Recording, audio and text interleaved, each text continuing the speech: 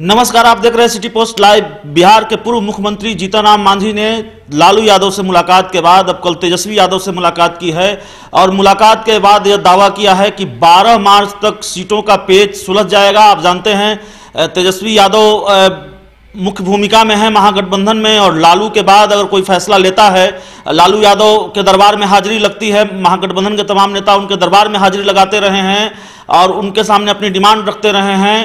तो लालू फैसला लेते हैं और तेजस्वी यादव फैसला लेते हैं। तो लालू के बाद तेजस्वी यादव से मुलाकात की है बिहार के पूर्व मुख्यमंत्री और हिंदुस्तानी आवाम मोर्चा के राष्ट्रीय अध्यक्ष जीतनराम मांझी ने। लेकिन जो खबर है, कयास है कि ना तो लालू उन्हें उनकी अपेक्षा के अनुरूप सीट देने का आश्वासन दे पाए, उनकी डिमांड पूरी करने का आश्वासन दे पाए, और न ही तेजस्वी यादव उनके मनोकुल कोई आश्वासन दे पाए हैं। हालांकि इसके बाद भी जीतनराम मांझी ने यह दावा किया है कि 12 मार्च को सीटों को लेकर जो पेच है वो सुलझ जाएगा। खबर है कि 11 मार्च को महागठबंधन की बैठक होने वाली है, जिसमें ये तमाम फैसले सामने आ सकते हैं, कोई औपचारिक ऐलान सामने आ सकता है। इस पर विचार विमर्श होगा, जीतनराम मांझी ने बताया है।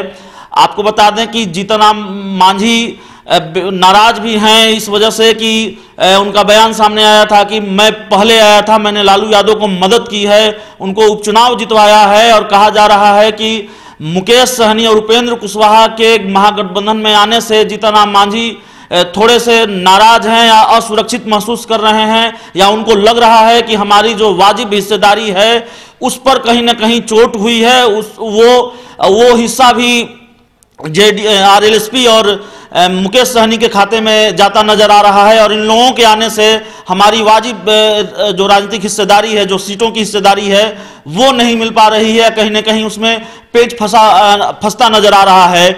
हम ये क्यों कह रहे हैं, बिल्कुल जिम्मेवारी के साथ कह रहे हैं कि जीतनराम मांझी रालोसपा अध्यक्ष उपेंद्र कुशवाहा और मुकेश सहनी के महागठबंधन में आने के बाद बिल्कुल असुरक्षित महसूस कर रहे हैं, और उनको यही लगता है कि उनकी वजह से, रालोसपा और मुकेश सहनी की VIP पार्टी की वजह से उनकी जो वाजिब राजनीतिक हिस्सेदारी है वो मिलने में दिक्कत हो रही है, परेशानी हो रही है। आप जीतनराम मांझी का ये बयान सुन लीजिए, फिर आप समझ पाएंगे कि हम कह रहे हैं तो क्यों कह रहे हैं, और जीतनराम मांझी ने क्या कहा है, और उससे बिहार की राजनीति पर महागठबंधन के अंदर खाने किस तरह से असर पड़ेगा।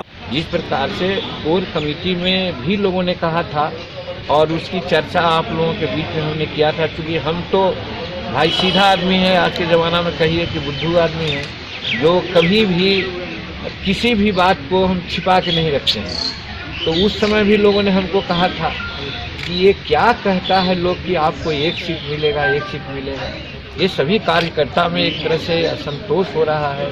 तो आप क्या चाहते हैं, क्या करना चाहिए? हम उन लोगों से पूछा कि क्या करना चाहिए। उन लोगों ने कहा कि किसी भी सूरत में जो महागठबंधन के घटक दल हैं, उन सबसे पहले आप आए हैं, उनके गुरुवत के समय में आए हैं, जिस समय लालू जी को किसी साथी की आवश्यकता थी, उस समय आपने साथ दिया, और साथ का परिणाम हुआ कि 2 विधानसभा सीट और एक तो और हुआ, जो कि आज का 3 विधानसभा सीट और 1 लोकसभा सीट में 2 विधानसभा सीट जीत गए और 1 पार्लियामेंट सीट जीत गए। ये एकदम प्रत्यक्ष लाभ आपने दिया। अब उसके बाद दूसरे लोग अब आ रहे हैं, कोई कुछ बोलते थे, कोई कहीं थे, कहीं बार्गेनिंग कर रहे थे। जब वहाँ से रास्ता बंद हो गई, दरवाज़ा बंद हो गई, तो वो आ गए महागठबंधन में। अब वो कोई कहते हैं कि हमको 5 सीट मिलेगा, तब इन लोगों का कहना है कि जब उनको 5 सीट मिलेगा तो उनके बराबर तो नहीं, उनसे ज़्यादा सीट आपको मिलना चाहिए। तो आपने सुना कि जीतनराम मांझी साफ तौर पर यह कहते हुए कि मैंने लालू यादव को मदद की थी जब उनको मदद की जरूरत थी। रालोसपा और VIP पार्टी मुकेश सहनी तो बाद में महागठबंधन का हिस्सा बने हैं, सबसे पहले मैं बना था महागठबंधन का हिस्सा, और मैंने लालू यादव को उपचुनाव जितवाया है, और उसके बाद फिर हमें सीटों की हिस्सेदारी मिलने में दिक्कत हो रही है। हमारी मदद का ख्याल रखा जाना चाहिए, हमने जो मदद की है उस मदद का इनाम मिलना चाहिए। तो जीतनराम मांझी इनाम चाहते हैं, अपनी वाजिब हिस्सेदारी चाहते हैं, और लगातार वो मुलाकात कर रहे हैं। लालू यादव से जाकर रांची के रिम्स में मिले, कल तेजस्वी यादव से उनकी मुलाकात हुई है। कोशिश या दावा, आपको बता दें कि जीतनराम मांझी के मिजाज में भी बहुत अंतर आया है। जीतनराम मांझी का मिजाज बदला है सीटों को लेकर, महागठबंधन को लेकर।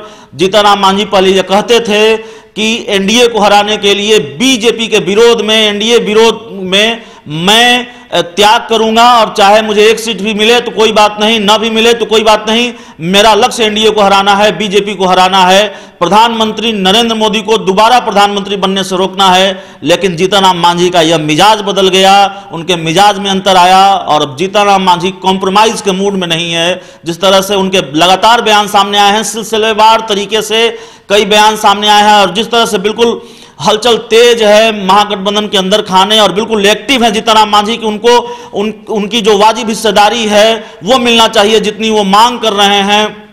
किसी भी सहयोगी दलों से एक सीट ज्यादा चाहिए, यह जीतनराम मांझी की मांग है, चाहे वो कांग्रेस हो, रालोसपा हो या वीआईपी पार्टी हो। साफ कहा है कि राजद को छोड़कर जो दूसरी सहयोगी पार्टियां हैं उनसे एक सीट ज्यादा चाहिए। तो जीतनराम मांझी अपना मिजाज बदलने वाले नहीं, कोई कॉम्प्रोमाइज करने वाले नहीं, साफ कहा है और इसीलिए लगातार मुलाकात कर रहे हैं। और कयास यह भी है कि मानने वाले नहीं है जीतनराम मांझी, और अगर उनकी अपेक्षा से बेहद कम सीटें मिली, जैसा कि अंदाजा लगाया जा रहा है, क्योंकि महागठबंधन में दलों की संख्या बढ़ रही है और वैसे नेताओं की फेरिस्त बढ़ रही है जो दूसरे दलों के बागी हैं और कांग्रेस में शामिल हो रहे हैं या महागठबंधन के दूसरे दलों में आ रहे हैं, तो उन नेताओं को भी सीटें देनी है। तो इस वजह से हिस्सेदारी पर थोड़ा असर पड़ेगा और सीमित हो जाएगी हिस्सेदारी, बिल्कुल कम संख्या में सीट मिलने की गुंजाइश है। जीतनराम मांझी ये जानते हैं, उनको ये अंदेशा सता रहा है कि उन्हें कम सीटें मिलेगी, जितनी अपेक्षा वो रखते हैं उससे कम सीटें मिलेंगी। तो जाहिर है इसका खतरा सता रहा है उनको और वे लगातार मुलाकात कर रहे हैं। और इसीलिए कल उन्होंने तेजस्वी यादव से, माफ कीजिएगा, तेजस्वी यादव जो बिहार विधानसभा में नेता प्रतिपक्ष हैं, राजद की कमान अभी फिलहाल अप्रत्यक्ष तरीके से ही सही लेकिन उनके हाथों में है, तो उनसे मुलाकात की है और चाहते हैं कि सीटों पर फैसला जल्द से जल्द हो जाए और उनकी जो वाजिब हिस्सेदारी है वो दी जाए। उनका दावा कि 12 मार्च तक सीटों पर सभी जो पेच है वो सुलझ जाएगा, मगजमारी खत्म हो जाएगी। तो अगर आपको हमारी ये खबर अच्छी लगे तो इसे अपने दोस्तों के साथ शेयर करें, हमारे YouTube चैनल को सब्सक्राइब करें, बेल आइकन जरूर दबा दें ताकि हमारी खबरें सबसे पहले आप तक पहुंचे। प्यार, समर्थन और सहयोग के लिए बहुत बहुत धन्यवाद।